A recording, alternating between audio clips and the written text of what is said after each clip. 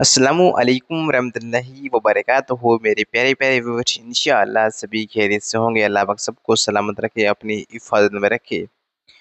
नमाज पढ़ते वक्त गंदे ख्याल क्यों आते हैं, किस लिए आते हैं, इसके बाद क्या करना चाहिए अगर गंदे ख्याल आए, तो मुफ्ती सलमान अजरी साहब आपको अपनी ज़बान के अंदर समझाएंगे, बहुत ही अपने अच्छे अंदाज के साथ। ये भी हम तो सुनते हैं मुफ्ती साहब नमाजें का बयान। पढ़ते हैं, हमें एहसास भी नहीं होता। बहुत सारे लोग हिसाब किताब करते रह जाते हैं नमाजों में। तुम्हारा बिजनेस ऐसा है कि रोज करोड़ों का होता है, लेकिन अजान भी सुनाई देती है और जमात से नमाज भी हो जाती है, तो ये अल्लाह की रहमत है तुम्हारी। इसीलिए मेरे अजीजों, दुनिया में अगर अल्लाह की बारगाह में कुछ मांगो तो उस्मान गनी का माल मांगो, अब्दुर्रहमान बिन औफ का माल मांगो, कि उनके पास माल तो आया था लेकिन गफलत नहीं आई थी, माल तो आया था लेकिन नाफरमानी नहीं आई थी। अजीज़ान गिरामी, इस फानी दुनिया से हम बहुत जल्दी कूच करके जाने वाले हैं। बड़े बड़े लोग जा चुके और अच्छे अच्छे लोग भी ज़ेरे ज़मीन दफन हो गए। अब हमारा भी वक्त करीब है। आप क्या समझते हैं कि बुढ़ापे में ही मौत आएगी? मौत की कोई उम्र नहीं है, बच्चों को भी आती है, जवानों को भी आती है।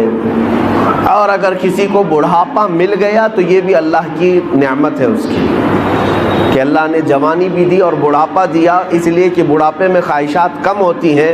मौला ताला बूढ़ों को पाक व साफ करके तौबा करा के अपनी बारगाह में लेना चाहता है, इसलिए बुढ़ापा दिया। और एक रिवायत में ये भी है कि जिसका इस्लाम में बुढ़ापा आ गया और उसकी दाढ़ी सफ़ेद हो गई, रब ताला फरमाता है उसे अजाब देने में मुझे हया आती है। बुढ़ापे को ये नेमत है। लेकिन मेरे अजीज़ों, हर जवान बूढ़ा हो जाए ये कोई गारंटी नहीं है, हर बच्चा जवान हो जाए ये भी कोई गारंटी नहीं है। मौत की अपनी कोई उम्र नहीं। हमने ज़िंदगियां जितनी गुजारनी थी गुजार लिया, हम मौत से बहुत तेज़ी से करीब होते जा रहे हैं। तुम्हें पता है, सैयदना हातिम असम रज़ी अल्लाह तआला अन्हु से पूछा गया, आप जब नमाज पढ़ते हैं तो आपके जिस्म पर रिक्कत तारी होती है, आंखें बहने लगती हैं, कैसे आप नमाज पढ़ते हैं, क्या सोचते हैं आप?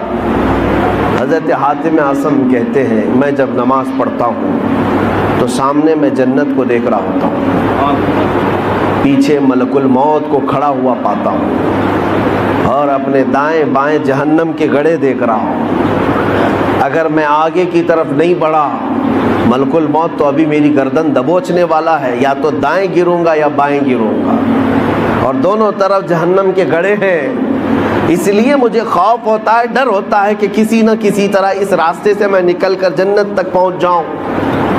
मेरे अजीज़ों, हम तो नमाजें पढ़ते हैं, हमें एहसास भी नहीं होता। बहुत सारे लोग हिसाब किताब करते रह जाते हैं नमाजों में। मलकुल मौत हर दिन हर घर पर आकर एक बार ज़रूर जाते हैं। आज भी हमारे घर आए होंगे, या जहाँ हम होते हैं हमको देख करके जाते हैं। और जिसकी मौत आने वाली होती है उसे उस दिन 3 मरतबा वो देख कर जाते हैं। बराबर वक्त पर उसकी रूह कब्ज़ करनी होती है और वो 1 मिनट ना आगे ना पीछे करते हैं। आज भी हमारे घर और आपके घर आकर गए होंगे या आने वाले होंगे, तुम्हें देखकर ज़रूर जाएंगे। और तुम्हारी सांसें जिस दिन बंद करनी है उन्हें पूरी तरह से खबर है, तुम्हारे पास कितना वक्त बचा है उन्हें पूरी तरह खबर है, लेकिन तुम्हें खबर नहीं, ना हमें खबर है। अब ये शाबान का महीना आ रहा है, हुजूर पाक सल्लल्लाहु ताला अलैहि वसल्लम इरशाद फरमाते हैं, इसमें एक रात है 15वीं शब। अगला महीना जो आएगा अभी शाबान का, हुजूर फरमाते हैं रब तबारक व ताला 15वीं शब को सारे लोगों के साल भर होने वाले मामलात फरिश्तों में तकसीम कर रहा होता है। उनका रिस्क तकसीम किया जा रहा होता है कि साल भर अब इनको इतना रिस्क मिलेगा, इतने मामलात होंगे। यहाँ तक कि कई लोगों की मौत का भी ऐलान हो चुका होगा, लेकिन हुजूर फरमाते हैं उन्हें खबर भी नहीं होगी, वो अपने शादी का प्लान कर रहे होंगे, वो अपने घर बनाने के चक्कर में मसरूफ़ होंगे, जबकि उनको 15वीं शाबान का ऐलान हो चुका है कि इनकी मौत इस साल आने वाली है। अज़ीज़ान गिरामी वक़ार, हमारे पास बहुत लिमिटेड टाइम है, बहुत मुख्तसर सा वक्त है।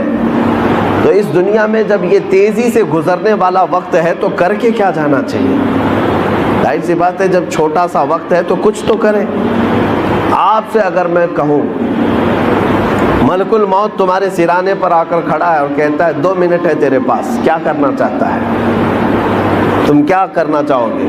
2 رکعت پڑھنا چاہو گے, 1 رکوع قرآن کا پڑھنا چاہو گے, یا تسبیح لے کر سبحان اللہ پڑھ لیں, یا لا الہ الا اللہ پڑھ لیں, یا دعا کر لیں, توبہ کر لیں, استغفار کر لیں, بڑی بڑی چیزیں, یا خیرات کریں, صدقہ کریں, کیا کریں؟ 2 منٹ کا ٹائم ہے. بلکہ بزرگوں نے فرمایا اگر کسی کو یہ کہہ بھی دیا جائے کہ تیرے پاس 2 منٹ کا ٹائم ہے تو کیا کرنا چاہے کر لے, بعض بزرگوں نے لکھا ہے کہ وہ انہی معاملات کو سوچتا رہ جائے گا, 2 منٹ گزر بھی جائیں گے. السلام علیکم ورحمۃ اللہ وبرکاتہ. میرے پیارے ناظرین, رکو دوست رکو. کیا آپ بھی نماز پڑھتے ہیں؟ اور جب آپ نماز ادا کرتے ہیں تو آپ کی ذہن میں دنیاوی خیال آتی ہے, گندا خیال آتا ہے, تو اس کی وجہ کیا ہے اور کیوں گندا خیال آتا ہے؟ آپ سب سے پہلے مفتی سلمان اظہری صاحب کے زبان سے بیانات کو سماعت کر لیں. کیا کریں وہ پتہ بھی نہیں چل سکتا, لیکن میں آپ کو بتاتا ہوں ابھی تمہارے پاس وقت ہے, صحیح سلامت آپ بیٹھے ہوئے ہیں, آپ کی سانسیں چل رہی ہیں, آپ کے ہاتھ پیر سلامت ہیں. اب ہم میں سے کسی کو پتہ نہیں اب باقی وقت کتنا ہے, تو کون سی تسبیح پڑھو گے, کون سا ذکر کرو گے, کتنی تلاوت اور کتنی عبادت کرو گے. میں آپ کو ایک نسخہ دے جاتا ہوں, وہ سب سے بہترین چیز ہے, سب سے بہترین چیز ہے.